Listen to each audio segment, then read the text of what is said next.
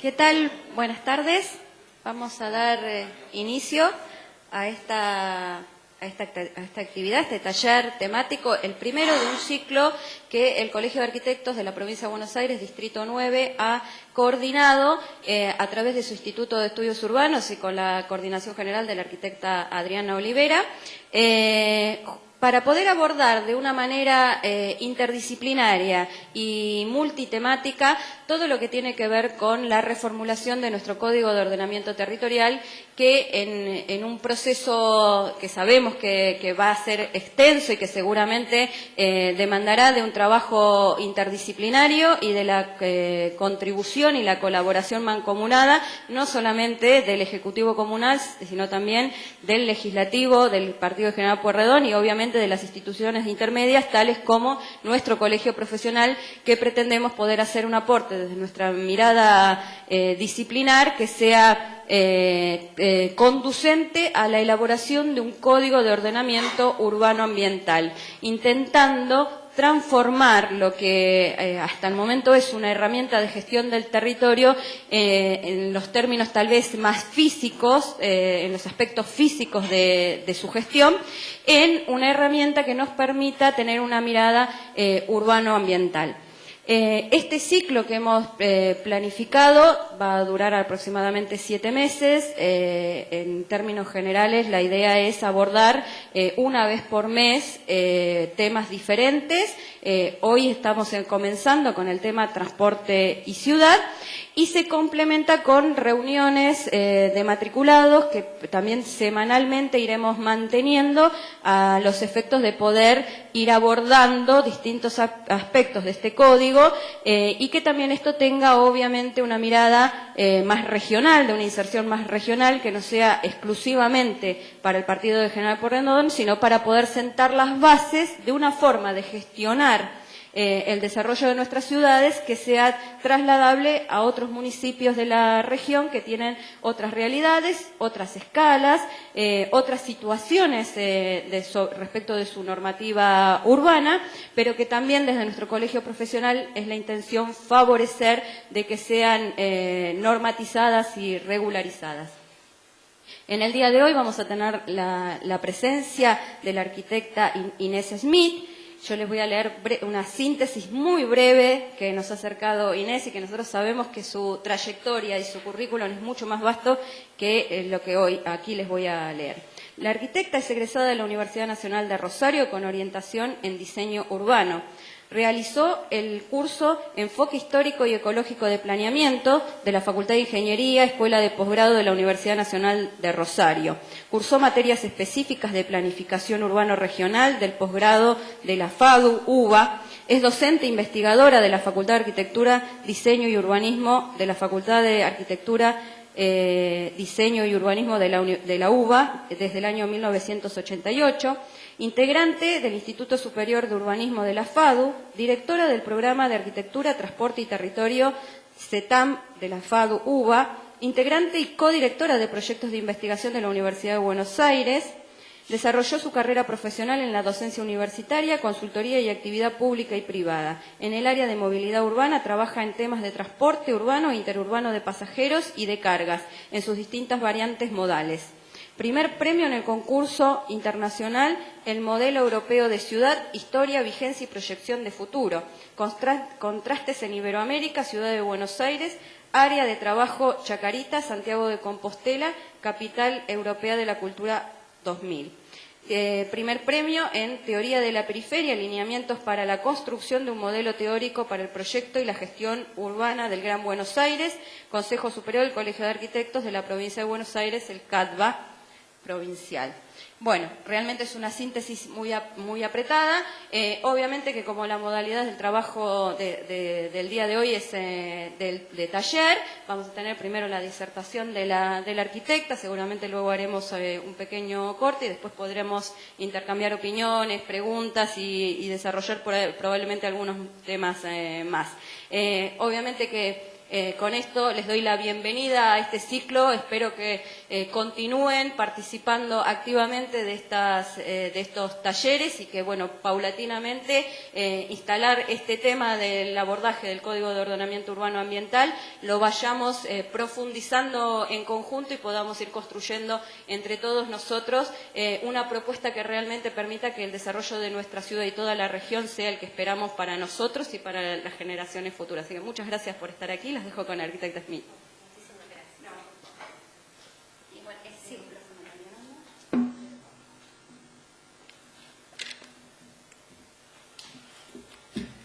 Bueno, buenas tardes, muchísimas gracias por la invitación, gracias Adriana.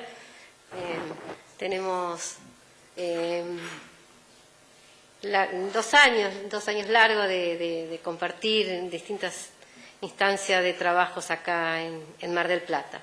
Bueno, yo organicé la presentación en base a trabajos específicos, tanto sea respecto de estudios preliminares para modificación de un código, en el caso de Campana, cuestiones específicas de Mar del Plata, pero generales, digamos, no andando en el tema, y algo más bien teórico, qué es lo que se considera el transporte público a las personas, las condiciones mínimas de lo que, o digamos la teoría que tiene la condición de ser un transporte público.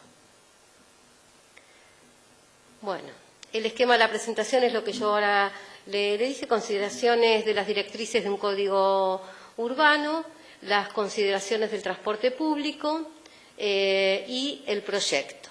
Entonces, en estos 3 ejes vamos a organizar la charla en el día de hoy. Y fundamentalmente, después, como bien se decía recién, una etapa de intercambio, y esto es una cuestión casi esencial para mí, que el tema, cuando se establecen las preguntas, podemos construir un diálogo. Bueno, vayamos a las cuestiones específicas en este caso que se trabajó para Campana. ¿Qué significa un código? ¿Qué significa como criterios generales? La prefiguración de la ciudad que se quiere, que se desea, que se espera.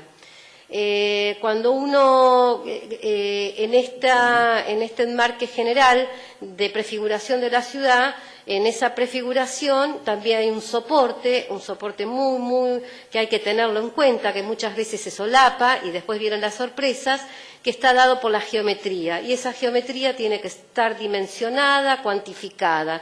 Es decir, una vereda es de 4, quiero decir, hay 2 fachadas, líneas municipales, planta baja 3 pisos, planta baja 6 pisos, con un ancho determinado de calzado, un ancho de espacio divisorio de ambos sentidos de las calzadas, y las veredas con un ancho específico. Eso es lo que definimos como geometría cuantificada, porque la geometría también, que es la base de nuestra forma de representación, nos posibilita en un trazo de una línea, de un segmento, de una recta, de una diagonal, de un triángulo, con lo que a ustedes se les ocurra, hay algo que queda dentro y hay un montón de cosas que quedan afuera. Entonces, desde ese lugar, nosotros hacemos bastante hincapié en el hecho geométrico. Bueno, seguimos con estos ejemplos, que son meros ejemplos, digamos. Siempre la prefiguración, las medidas, es decir, la escala urbana, qué es lo que se ve en el fondo, rescatar las perspectivas, cómo se enmarca la ciudad, en este caso una avenida, bueno, Acá también lo mismo, como una calle en ese periurbano, la zona entre lo rural y lo rural-urbano, urbano-rural, es decir, bueno, eso se tiene que calificar el espacio público, eso nuevamente la geometría y sus medidas lo definen, cuál es el espacio para las personas, dónde tienen que ir las bicicletas, dónde tienen que ir las luminarias, se mantiene, es decir, esto es lo que ustedes ven en el fondo, es la realidad, simplemente lo que se le pone adelante es una política pública específica de calificación del espacio público, donde el objetivo es favorecer la accesibilidad de las personas, ya sea caminando, en bicicleta o en autos. En el caso concreto que estamos tomando como mera anécdota en realidad, es de Campana. Campana, como ustedes sabrán, es una ciudad altamente industrial, donde tiene serios problemas y tiene que resolver. Toda ciudad en su momento se plantea una circunvalación. La circunvalación no es, en este sentido, una pasante rápida para el auto particular. Esta circunvalación está relacionada a la producción y a la circulación de las cargas, es decir, a la producción de un punto a otro, ya sea la zona productiva, la zona de los mercados o a los puertos, que ahí sí es un punto muy, muy importante a tener en cuenta. Mar del Plata tiene sus puertos porque es comercio exterior y es ingreso de divisas, ¿no? Entonces, bueno, también en este caso, en la propuesta de esta circunvalación, no es solamente hacer un pavimento con un hormigón reforzado, no, eso tiene que tener un ancho, tenemos un fuelle arbolado de 25, de 50 metros, está ese fuelle de árboles, está la zona de fábricas, está la zona donde tienen que pasar los camiones, pero como también sabemos que en esa es zona atractora de viajes, también tenemos que definir un espacio específico para las personas, donde tiene que parar el colectivo, las personas tienen que esperar ese colectivo o bajar, esperar el transporte público con la comodidad, con paradores, que tiene que tener un ancho, que tiene que tener un largo, tiene que tener una demarcación en el espacio público. Bueno, todo eso definen una circunvalación relacionada a la red de tránsito pesado. Bueno, esta es nuestra, como síntesis, la propuesta nuestra es que una red de tránsito pesado. Ustedes acá están viendo la municipalidad, este es el Río, Paraná, bueno, lo que está en violeta es lo que se propone como red de tránsito pesado. Para nosotros la propuesta de red de tránsito pesado solamente se puede abordar si se la considera una pieza urbana, ¿no? Entonces, bueno, cuáles son los primeros tramos, cuáles son los lotes frentistas, las fracciones, donde van a estar ubicadas, bueno, esto está en relación al parque industrial, es decir, hay zonas muy comprometidas, como es esta, el último tramo, acá está la ESO, bueno, toda la zona muy conocida productiva, pero bueno, está sobre pie de barranca, digamos que es un esfuerzo muy grande a nivel de resolución de ingeniería y demás, pero lo que nos interesa transmitir hoy es que una red de tránsito pesado no es solamente un tema de pavimentos, sino que se constituye en una pieza de diseño o de proyecto urbano.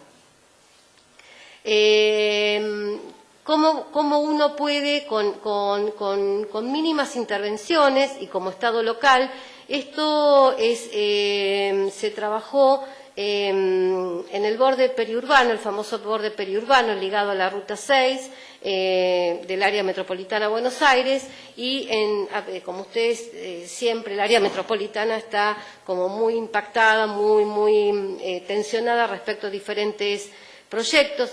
Lo que ustedes están viendo es el dibujo de lo que se llama la avenida, en su momento Avenida Parque, yo le sigo diciendo así, porque creo que va a ser para la ciudad metropolitana, va a ser una mejor solución, la Avenida Parque Presidente Perón, que es la continuidad del Camino al Buen Aire.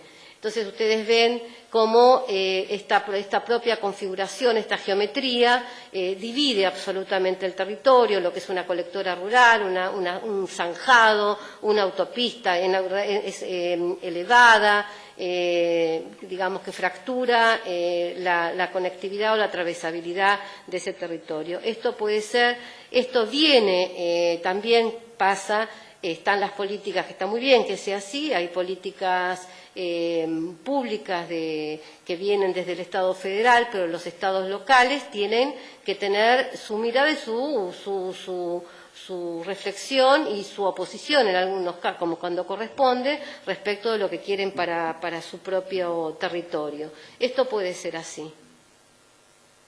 Entonces, hay una colectora, hay una avenida parque de 15 metros, digamos, esto es altamente atravesable, no es la misma configuración que ustedes están viendo arriba, es simplemente cómo uno se enfrenta ante determinadas políticas públicas que están muy bien que sean así, pero cuando pasan por mi territorio yo quiero que tenga determinadas características, ¿no? No quiero que fracture, que se pare, que sea simplemente una zona pasante de los camiones, digamos, que esto sirva para tener una avenida parque con determinadas características.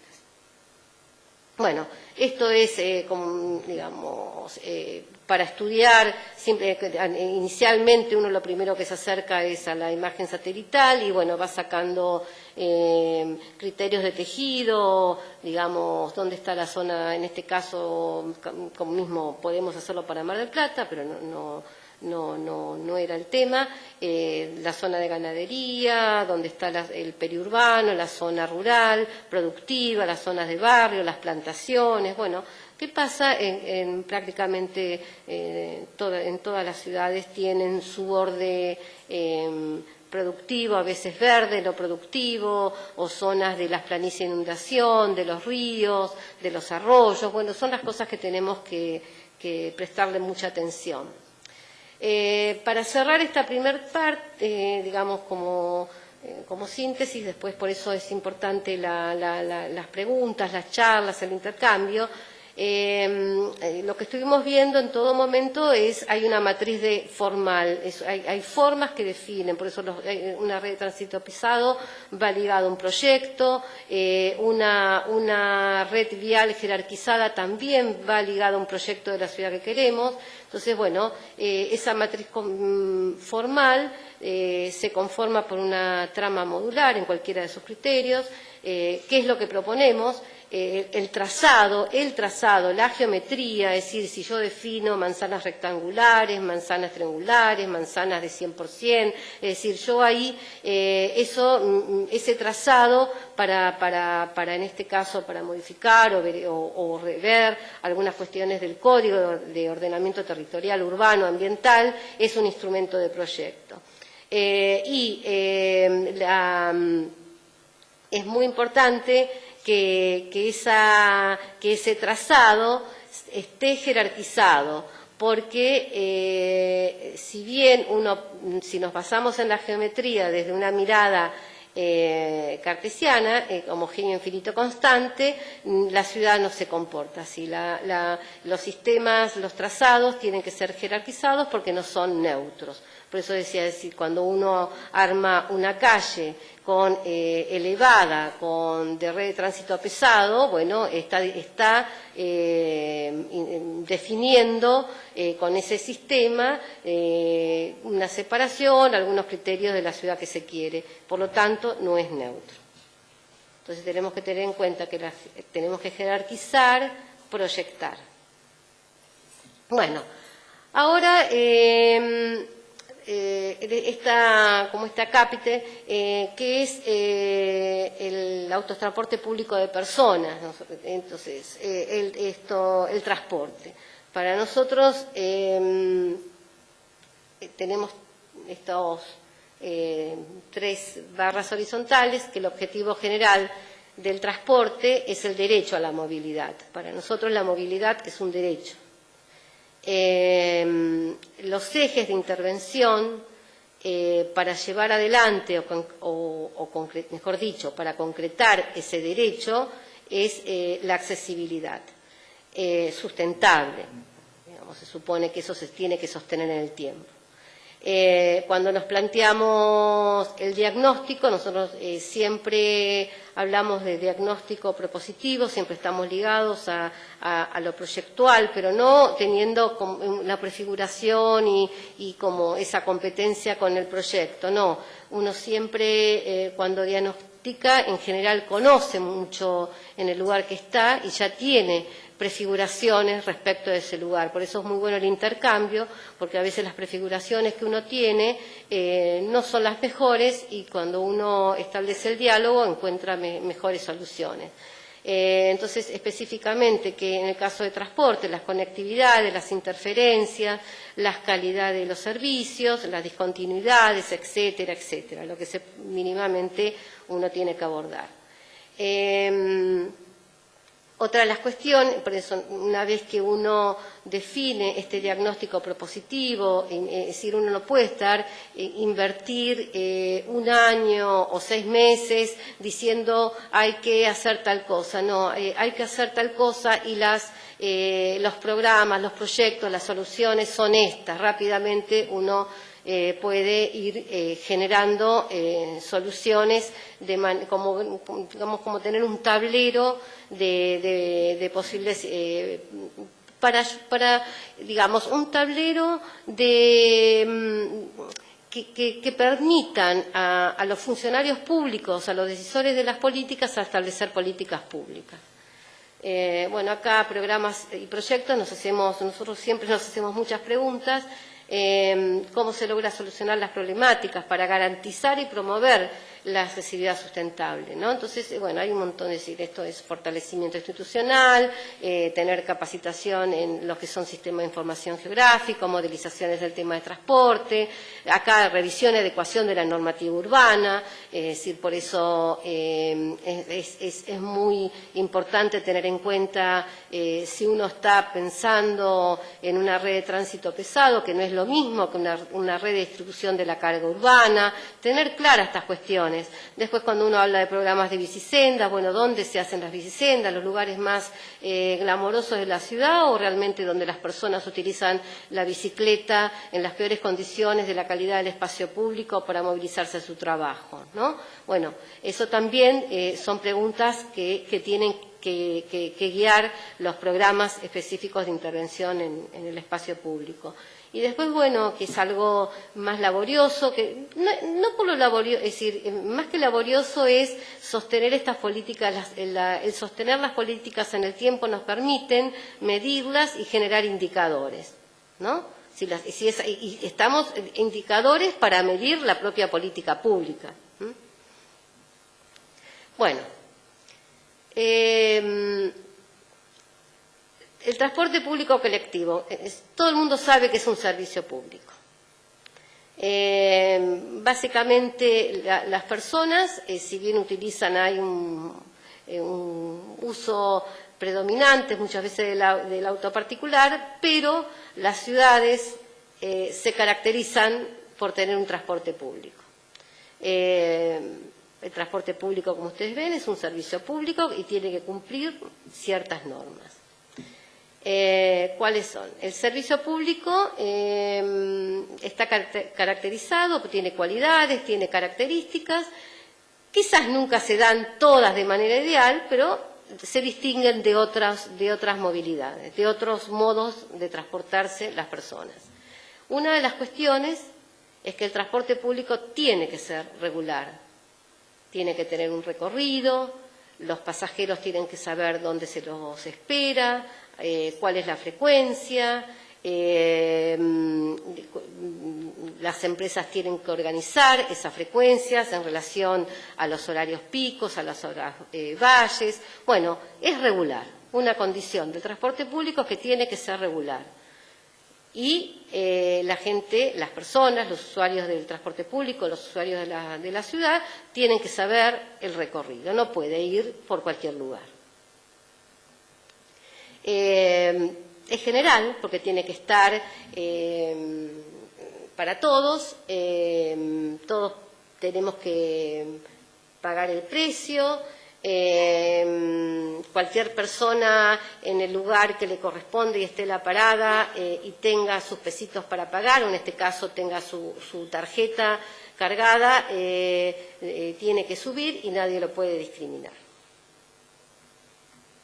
El servicio tiene que ser continuo, no puede, salvo en determinadas por rotura de una calle, por un siniestro, puede ser que esa continuidad se rompa en determinado día, pero no tiene que ser la constante. Y la tarifa pública, eso es un precio estipulado, forma parte de, bueno, ustedes, de una política pública, en este caso desde hace algunos años, todo el tema de los subsidios, como en un momento se decidió subsidiar el transporte público prestado por empresas privadas para que las personas pudieran acceder a viajar, y la tarifa la establece la autoridad pública. Y acá viene un tema, ¿no? El servicio público puede ser tanto operado por empresas privadas, operadas por empresas mixtas, operadas por el Estado. Pero lo que sí, sea tanto del Estado, privado o mixtas, tienen que cumplir lo que significa ser un servicio público. En esto de cómo llevamos a esto que podemos decir como un marco teórico mínimo de lo que significa el transporte público enmarcado en un servicio público. Los colectivos pueden pasar por las calles por ahí no tienen cordón cuneta, no están pavimentadas, hay lugares donde la gente se concentra, hay mucha gente que asciende y desciende del colectivo. Entonces, bueno, para que el transporte público en esas condiciones de servicio público, que tiene que ser regular, continuo, no tiene que discriminar, tiene que tener una tarifa claramente clara para los usuarios, bueno, la ciudad se tiene que preparar para que eso sea posible. Tiene que haber paradores, esos paradores, no siempre el conductor, también hay que pensar en el trabajador, en este caso en el usuario del transporte público, y el chofer es el señor que está trabajando, desarrolla jornadas de 8 o 10 horas, en situaciones complicadas, la ciudad no es fácil, no todas las calles están perfectas y demás, y bueno, no solamente hay que pensar en la accesibilidad de las personas que son usuarias del transporte, sino también darle una calidad de un trabajo, asegurarle la calidad del trabajo, en este caso al chofer. Entonces estos paradores tienen que tener un ángulo específico para que arrime bien al cordón, tiene que tener de 10 grados a la salida de 14 grados, tiene que tener estas sendas donde el peatón se desplace todo al mismo nivel, la interferencia de ese desnivel del cordón, digo, ¿no? Estos 4 o 5 centímetros esté dado por el colectivo. Bueno, ordenar las paradas con los senderos, digamos, para los ciegos, de marcar dónde van a estar las sillas de acceso en la puerta específica para los que están en sillas de ruedas, digamos, si hay un coche arrimando, otro saliendo y otro esperando para que suban las personas o regulando, bueno, que todos se puedan manejar de manera armónica en ese espacio que permite la accesibilidad del peatón al autotransporte público de personas y asegurarle al trabajador, en este caso el chofer, una buena jornada de trabajo. Estas son imágenes, esto fue hecho en su momento para Florencio Varela, en ese momento que ahora se retomó el proyecto, podría ser con los buses articulados o no, lo que es la traza para mí, mi querido ferrocarril, el P1, La Plata-Avellaneda. Bueno, son posibilidades. Esto es claramente la estación de Monteverde, la del ferrocarril provincial, el famoso P1. Esta era su situación, como con algunas intervenciones, con muy poco, digamos, no digo con 0 pesos, pero focalizando los recursos, cómo esto puede mejorar, ¿no? Y hoy día lo que sí, en ese momento se le planteó al intendente Pereira de Florencio Varela, que sean colectivos, o si él conseguía plata y podía comprarse el mejor trencito de Siemens, rojo, con vino, el más caro de mantener, y hacerlo circular entre